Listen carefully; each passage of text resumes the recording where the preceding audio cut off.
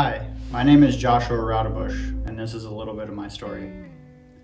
I just want to start off by saying thank the Lord for guiding me down the path I've gone down. If you would have told me I'd be thankful for serving time in prison and living a life serving addictions that had complete control over me, I would have probably told you that you were insane. But that was the perfect definition for my life before I let God take the reins. Complete and utter insanity. I started using marijuana and drinking alcohol at a really early age. After a few times in treatment, I eventually went to Job Corps, where I got certified for welding. I was doing great there. I was the vice president of my suite and the assistant treasurer on the Student Government Association. Then I started smoking weed again and got caught not too long after I started, and I lost all my privileges and positions. So I tried to complete the program as fast as possible just to get out of there. At the age of 20, I had my son Bladen. 3 weeks after I turned 21, I got my first DUI, and this put an incredible strain on my relationship with my son's mother. I tried cocaine for the first time a few months later. I was instantly addicted. I was constantly coming down from the cocaine, and I was being a real jerk to my son's mother. She finally got sick of it and moved out and took my son with her. This was the beginning of the end for me. I became a severe alcoholic, and eventually I was introduced to methamphetamine while I was intoxicated, and I was immediately hooked to this as well. A few months after I was convicted of manufacturing methamphetamine, July of 2017, at the age of 23, I sat in the Grand Forks County Jail thinking life was over and it couldn't possibly get any worse. I sat in there a short time, and as soon as I got out, it was right back to the same old life once again. Drugs and drinking. It was the only life that I really knew. 12 days after I was sentenced in North Dakota, I was sitting in county jail again, this time in Crookston, Minnesota. This time I really did think life was over for me, and I was seriously contemplating suicide. As the drugs left my system, all I could think of was all the time that I was facing behind bars. I started reading the Bible while in county jail, and almost immediately I started to feel some mental relief, and the suicidal thoughts receded from my mind. I felt hope for the first time in my entire life, and I was unaware of it at the time, but I feel like the perfect verse for me at this point in time would have been Philippians 4:6-7. It says, "Do not be anxious about anything, but in every situation, by prayer and petition, with thanksgiving, present your requests to God, and the peace of God, which transcends all understanding, will guard your hearts and your minds in Christ Jesus."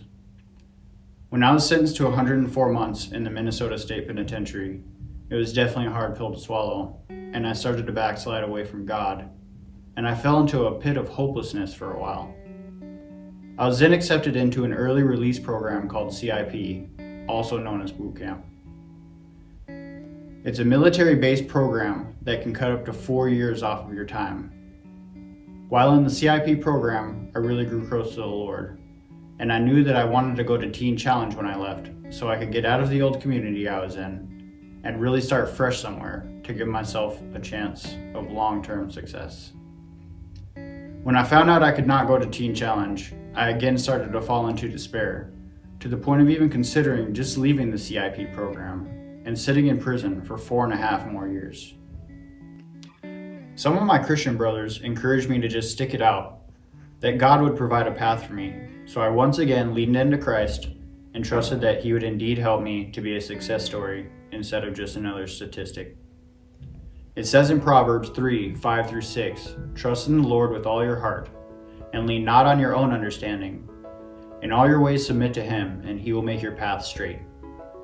This is exactly what God did for me, because a few weeks later, my transitions coordinator at Bootcamp told me about the mustard seed program, and he recommended I put in an application. I was accepted into the program, and I continued to develop the skills I would need to be successful. A big part of the program is the daily schedule. It helps individuals adapt to a routine such as regular work hours, while still promoting the ability to adapt to certain changes in life as you move through the levels of the program. I also really appreciate the different opportunities provided to help find new hobbies that I enjoy doing. A couple of these include the mosaic class, where they showed us how to take broken pieces and build them into some really incredible artwork. Another good example of this is the pottery class, where they instructed us on how to mold clay into pots or anything else that we could imagine.